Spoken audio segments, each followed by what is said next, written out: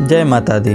नमस्ते, मैं हूं धर्मेंद्र कुमार मिश्रा और आप देख रहे हैं हमारे YouTube चैनल। आज की इस वीडियो में हम लोग दुर्गा सप्तशती के 11वें अध्याय का अध्ययन करेंगे, जिसमें देवताओं द्वारा देवी की स्तुति तथा देवी द्वारा देवताओं को वरदान के बारे में बताया गया है। तो चलिए पाठ का श्रवण करते हैं। जय माता दी। मैं भुवनेश्वरी देवी का ध्यान करता हूँ।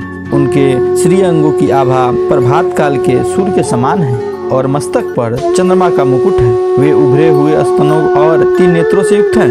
उनके मुख पर मुस्कान की छटा छाई रहती है और हाथों में वरद, अंकुश, पास एवं अभय मुद्रा शोभा पाते हैं। ऋषि कहते हैं, देवी के द्वारा वहाँ महादैत्यपति शुंभ के मारे जाने पर इंद्र आदि देवता अग्नि को आगे करके उन कल्याणी देवी की स्तुति करने लगे। उस समय अभीष्ट की प्राप्ति होने से उनके मुख कमल दमक उठे थे और उनके प्रकाश से दिशाएं भी जगमगा उठी थी। देवता बोले, शरणागत की पीड़ा दूर करने वाली देवी, हम पर प्रसन्न हो। संपूर्ण जगत की माता, प्रसन्न हो। विश्वेश्वरी, विश्व की रक्षा करो। देवी, तुम ही चराचर जगत की अधीश्वरी हो। तुम इस जगत का एकमात्र आधार हो, क्योंकि पृथ्वी रूप में तुम्हारी ही स्थिति है। देवी, तुम्हारा पराक्रम अलंघनीय है। तुम ही जल रूप में स्थिर होकर संपूर्ण जगत को तृप्त करती हो। तुम अत्यंत बल संपन्न वैष्णवी शक्ति हो। इस विश्व की कारणभूता परामाया हो। देवी, तुमने इस समस्त जगत को मोहित कर रखा है। तुम ही प्रसन्न होने पर इस पृथ्वी पर मोक्ष की प्राप्ति कराती हो। देवी, संपूर्ण विद्याएं तुम्हारे ही भिन्न भिन्न स्वरूप हैं। जगत में जितनी स्त्रियां हैं वे सब तुम्हारी ही मूर्तियां हैं। हे जगदम्ब, एकमात्र तुमने ही इस विश्व को व्याप्त कर रखा है। तुम्हारी स्तुति क्या हो सकती है? तुम तो स्तवन करने योग्य पदार्थों से परे एवं पराबाणी हो। जब तुम सर्व स्वरूपा देवी स्वर्ग तथा मोक्ष प्रदान करने वाली हो, तब इसी रूप में तुम्हारी स्तुति हो गई। तुम्हारी स्तुति के लिए इससे अच्छी उक्तियाँ और क्या हो सकती है? बुद्धि के रूप में सब लोगों के हृदय में विराजमान रहने वाली तथा स्वर्ग एवं मोक्ष प्रदान करने वाली नारायणी देवी, तुम्हें नमस्कार है। कला, काष्ठ आदि के रूप में कर्मशः परिणाम अवस्था परिवर्तन की ओर ले जाने वाली तथा विश्व का उपसंहार करने में समर्थ नारायणी, तुम्हें नमस्कार है। नारायणी, तुम सब प्रकार का मंगल प्रदान करने वाली मंगलमयी हो। कल्याणदायिनी शिवा हो। सब पुरुषार्थों को सिद्ध करने वाली शरणागत वत्सला, 3 नेत्रों वाली एवं गौरी हो। तुम्हें नमस्कार है। तुम सृष्टि, पालन और संहारकारी शक्तिभूता सनातनी देवी, गुरु का आधार तथा सर्वगुणमयी हो। नारायणी, तुम्हें नमस्कार है। शरण में आए हुए दीनों एवं पीड़ितों की रक्षा में संलग्न रहने वाली तथा सबकी पीड़ा दूर करने वाली नारायणी देवी, तुम्हें नमस्कार है। नारायणी, तुम ब्राह्मणी का रूप धारण करके हंसों से जुटे हुए विमान पर बैठती हुई तथा कुश मिश्रित जल छिड़कती रहती हो। तुम्हें नमस्कार है। महेश्वरी के रूप में त्रिशूल, चंद्रमा एवं सर्प को धारण करने वाली तथा महान वृषभ की पीठ पर बैठने वाली नारायणी देवी, तुम्हें नमस्कार है। मोरों और मुर्गों से घिरे रहने वाली तथा महाशक्ति धारण करने वाली कौमारी रूप धारिणी निष्पापे नारायणी, तुम्हें नमस्कार है।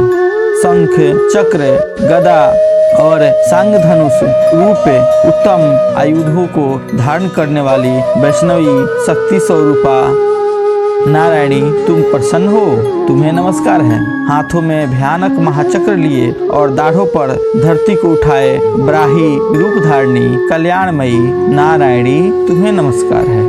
भयंकर नृसिंह रूप में दैत्यों के वध के लिए उद्योग करने वाली तथा त्रिभुवन की रक्षा में संलग्न रहने वाली नारायणी देवी, तुम्हें नमस्कार है।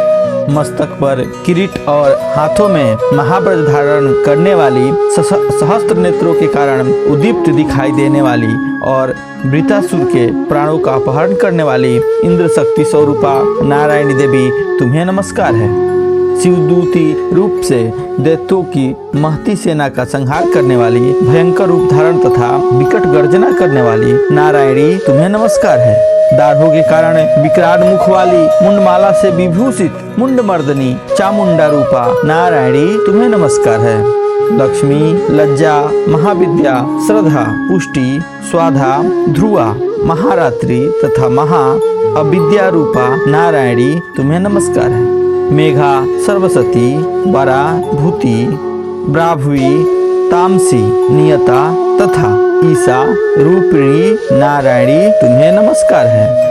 सर्वस्वरूपा, सर्वेश्वरी तथा सब प्रकार की शक्तियों से संपन्न दिव्य रूपा दुर्गा देवी तुम्हें नमस्कार है। सब भयों से हमारी रक्षा करो तुम्हें नमस्कार है। कात्यायनी, यह 3 लोचनों से विभूषित तुम्हारा सौम्य मुख सब प्रकार के भयों से हमारी रक्षा करे तुम्हें नमस्कार है। भद्रकाली, ज्वाला के कारण विकराल प्रतीत होने वाली अत्यंत भयंकर और समस्त असुरों का संहार करने वाला तुम्हारा त्रिशूल भय से हमें बचाए तुम्हें नमस्कार है। देवी, जो अपनी ध्वनि से संपूर्ण जगत को व्याप्त करके दैत्यों के तेज नष्ट किए देता है, वह तुम्हारा घंटा हम लोग को पापों से उसी प्रकार रक्षा करे जैसे माता अपने पुत्रों को बुरे कर्मों से रक्षा करती है। चंडिके, तुम्हारे हाथों में सुशोभित खड्ग जो असुरों के रक्त और चर्बी से चर्चित है, हमारा मंगल करे हम तुम्हें नमस्कार करते हैं। देवी, तुम प्रसन्न होने पर सब रोगों को नष्ट कर देती हो और कुपित होने पर मनवांछित सभी कामनाओं का नाश कर देती हो। जो लोग तुम्हारी शरण में जाकर चुके हैं उन पर विपत्ति तो आती ही नहीं। तुम्हारी शरण में गए हुए मनुष्य दूसरों को शरण देने वाले हो जाते हैं। देवी अंबिके, तुमने अपने स्वरूप को अनेक रूपों में अनेक भागों में विभक्त करके नाना प्रकार के रूपों को जो इस समय इन धर्मद्रोही महादैत्यों का संहार किया है, वह सब दूसरी कौन कर सकती है। विद्याओं में ज्ञान को प्रकाशित करने वाले शास्त्रों में तथा आदि वाक्यों वेदों में तुम्हारे सिवा और किसका वर्णन है तथा तुमको छोड़कर दूसरी कौन ऐसी शक्ति है जो इस विश्व को अज्ञानमय घोर अंधकार से परिपूर्ण ममता रूपी गढ़ में निरंतर भटकती रहती हो। जहाँ राक्षस, जहाँ भयंकर विष वाले सर्प, जहाँ शत्रु, जहाँ लुटेरों की सेना और जहाँ दावानल हो वहाँ तथा समुद्र के बीचों में भी साथ रहकर तुम विश्व की रक्षा करती हो। विश्वेश्वरी, तुम विश्व का पालन करती हो, विश्व रूपा हो, इसलिए संपूर्ण विश्व को धारण करती हो। तुम भगवान विश्वनाथ की भी वंदनीय हो। जो लोग भक्तिपूर्वक तुम्हारे सामने मस्तक झुकाते हैं वे संपूर्ण विश्व को आश्रय देने वाले होते हैं। देवी प्रसन्न हो, जैसे इस समय असुरों का वध करके तुमने शीघ्र ही हमारी रक्षा की है, उसी प्रकार सदा हमें शत्रुओं के भय से बचाओ। संपूर्ण जगत का पाप नष्ट कर दो और उत्पात एवं पापों के फलस्वरूप प्राप्त होने वाले महामारी आदि बड़े बड़े उपद्रवों की शीघ्र दूर करो। विश्व की पीड़ा दूर करने वाली देवी, हम तुम्हारे चरणों पर पड़े हुए हैं, हम पर प्रसन्न हो। त्रिलोक निवासिनियों की पूजनिया परमेश्वरी, सब लोगों को वरदान दो। देवी बोली, देवताओं, मैं वर देने को तैयार हूँ। तुम्हारे मन में जिसकी इच्छा हो वह वर मांग लो।